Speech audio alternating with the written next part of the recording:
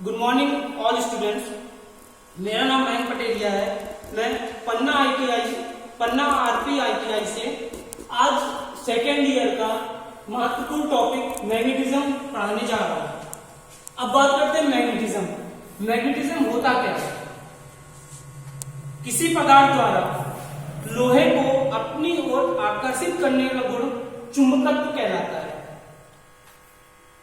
हम चुंबकत्व को दो प्रकारों में बांट सकते हैं। पहला नेचुरल मैग्नेट, दूसरा आर्टिफिशियल मैग्नेट। नेचुरल मैग्नेट क्या कहलाता है? नेचुरल मैग्नेट मीन्स हमारी प्रकृति में कुछ पदार्थ स्वतः ही मैग्नेटिक प्रॉपर्टी को लेकर रहते हैं, उस पदार्थ को बोलते हैं नेचुरल मैग्नेट। आर्टिफिशियल मैग्नेट में क्या आता है?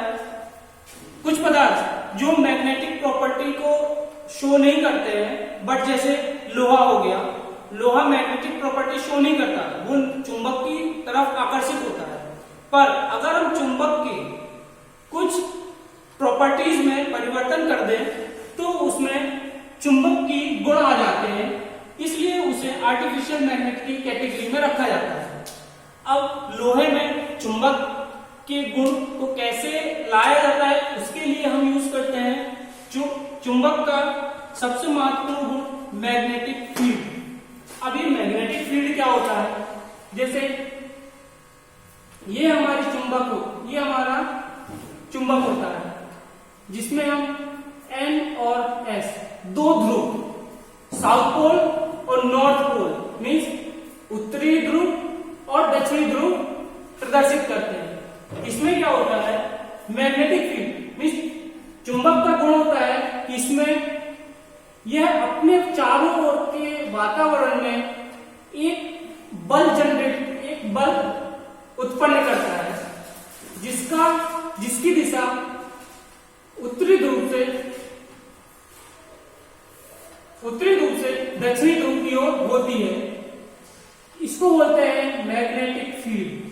मीन्स एक चुंबक अपने चारों ओर मैग्नेटिक फील्ड को जनरेट करता है, मीन्स उत्पन्न करता है।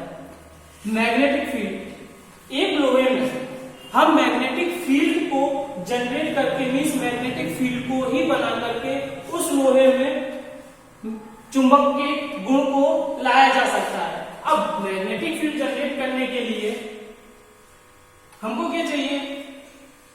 एक चार्ज मीन्स एक आवेश। हमने पढ़ा होगा कि जब आवेश स्थिर अवस्था में रहता है तो वह अपने चारों तरफ इलेक्ट्रिक फील्ड मीन्स विद्युतीय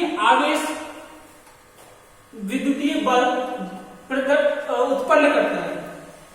जबकि अगर एक पॉइंट चार्ज मीन्स एक आवेश किसी v की वेलोसिटी से किसी एक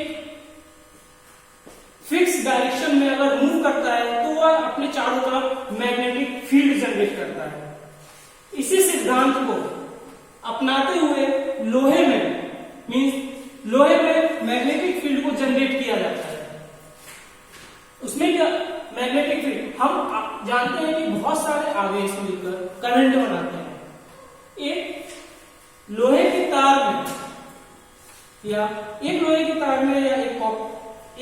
तार में अगर हम करंट किसी एक डायरेक्शन में करंट फ्लो कर रहा है तो वह अपने चारों तरफ एक मैग्नेटिक फील्ड जनरेट करेगा। इसको बोलते हैं magnetic field due to current element, और दूसरा होता है magnetic field due to point charge. Magnetic field किसी वायर द्वारा या किसी ऑब्जेक्ट द्वारा मैग्नेटिक फील्ड का पता करने के लिए हम बायो-सेवर्ट लॉ का यूज करते हैं। बायो-सेवर्ट लॉ क्या कहता है? कोई करंट एलिमेंट है तो उसके छोटे से भाग को अगर हम कंसीडर करें तो उसके द्वारा जो मैग्नेटिक फील्ड किसी पॉइंट पर जनरेट होती है वह उसमें बहने वाले करंट के डायरेक्टली प्रोपोर्शनल। वही मैग्नेटिक फील्ड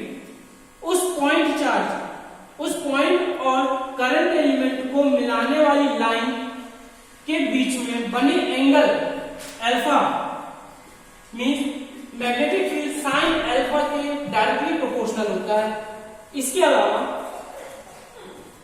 वह मैग्नेटिक फील्ड इस पॉइंट पर लगने वाला इस मैग्नेटिक फील्ड, यह मैग्नेटिक फील्ड इन दोनों के बीच की डिस्टेंस के दूरी के वर्ग के व्युत्क्रमानुपाती होता है। जब हम इन सबको कंबाइन करते हैं तो हमको मैग्नेटिक फील्ड का ये फॉर्मूला मिलता है। DH इक्वल टू मीन्स ये एक वेक्टर क्वांटिटी होती है, क्योंकि इसमें डायरेक्शन की भी हमको आवश्यकता पड़ती है, मीन्स दिशा भी बतानी पड़ती है और दिशा की जरूरत पड़ती है, इसलिए इसे वेक्टर क्वांटिटी कहते हैं। इसका फॉर्मूला होता है K, जहां पे K एक कांस्टेंट है जिसकी वैल्यू होती है 1/4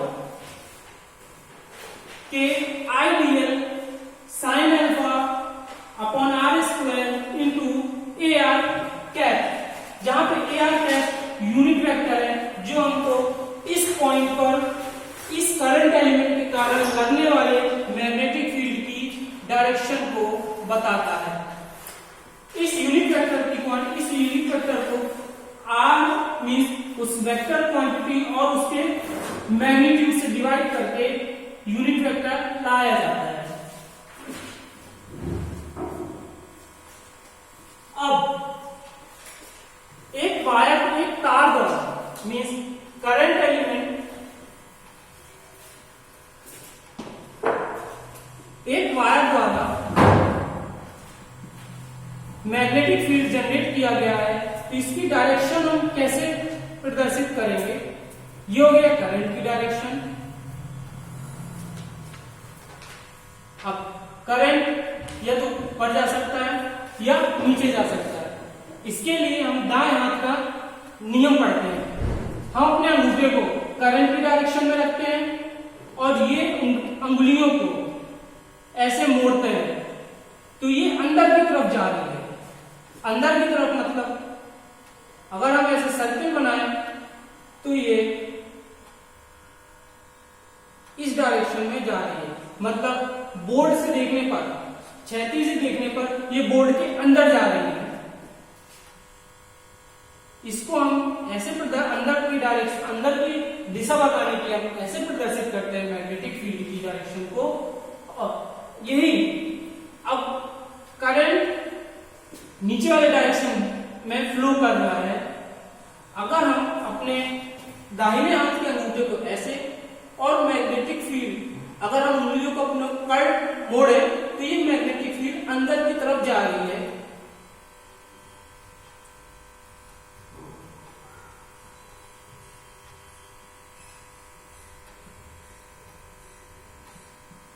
ये है मैग्नेटिक फील्ड की क्षमता।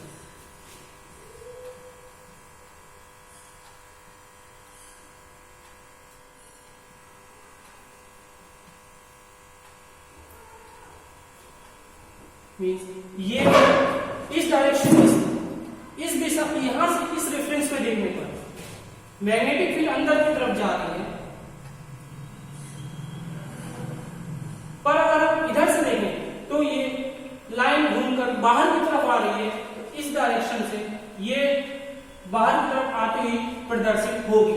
इसी तरीके से इस इधर पर देखने पर मैग्नेटिक फील्ड अंदर की तरफ, इस वाले रेफरेंस मींस यहां से देखने पर मैग्नेटिक फील्ड बाहर की तरफ आती हुई दिखाई देगी।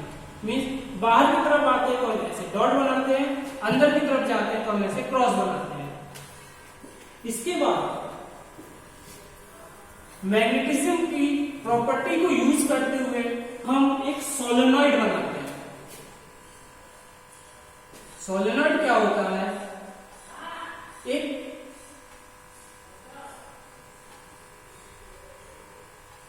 कोई मैग्नेटिक कंडक्टर एक कुचालक लेते हैं,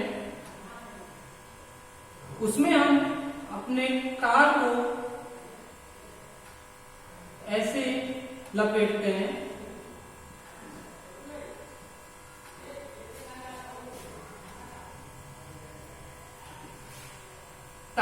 इस तार को लपेटने से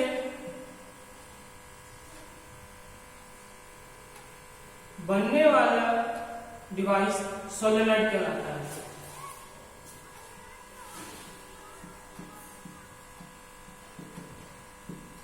अब सोलेनॉइड का काम क्या होता है? यह एक इंडक्टर की तरह काम करता है।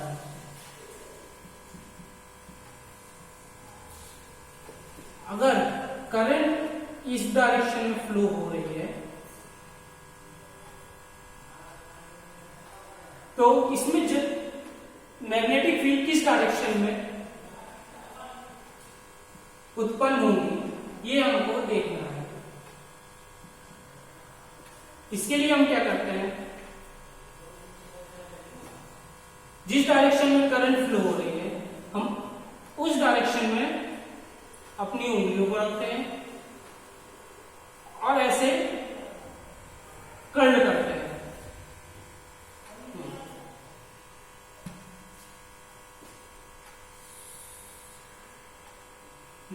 दूसरा तरीका और मैग्नेटिक फील्ड का सोलेनॉइड में पता लगाने के लिए करंट की डायरेक्शन में हम अपनी उंगलियों को घुमाते हैं।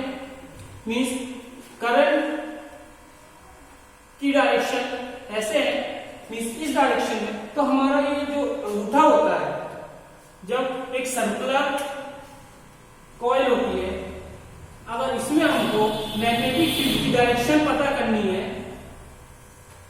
सर्कुलर कॉइल होता है, अगर इसमें मैग्नेटिक फील्ड की डायरेक्शन को पता करनी होती है, इसमें ये करंट आई फ्लो कर रहा है, तो हम अपनी उंगलियों को ऐसे रखते हैं और ऐसे मोड़ते हैं करंट की डायरेक्शन। तो यह जो हमारा अंगूठा होता है ये हमको करंट की डायरेक्शन, ये हमको मैग्नेटिक फील्ड की डायरेक्शन को बताता है। अब यहाँ पे मैग्नेटिक फील्ड की डायरेक्शन बाहर की तरफ है, बाहर की तरफ। इसी तरीके से अगर एक कोई सर्कुलर लूप है,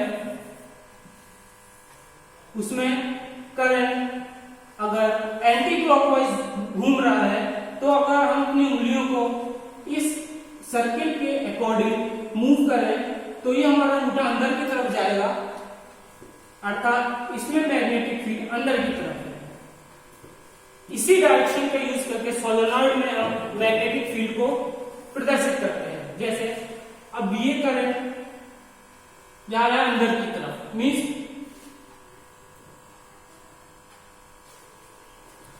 जब हम ऐसे देखेंगे तो करंट हमारी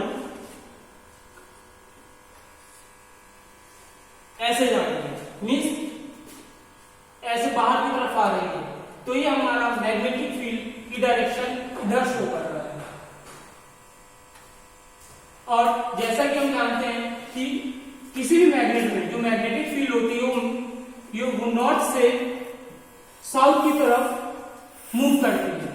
हमारी मैग्नेटिक फील्ड की डायरेक्शन ये है, तो ये हमारा नॉर्थ पोल हो जाएगा, ये हमारा साउथ पोल हो जाएगा। ये हमारे मैग्नेटिक फील्ड की डायरेक्शन होगी जो कि सोलेनॉइड में प्रदर्शित की जाती है। Okay sir.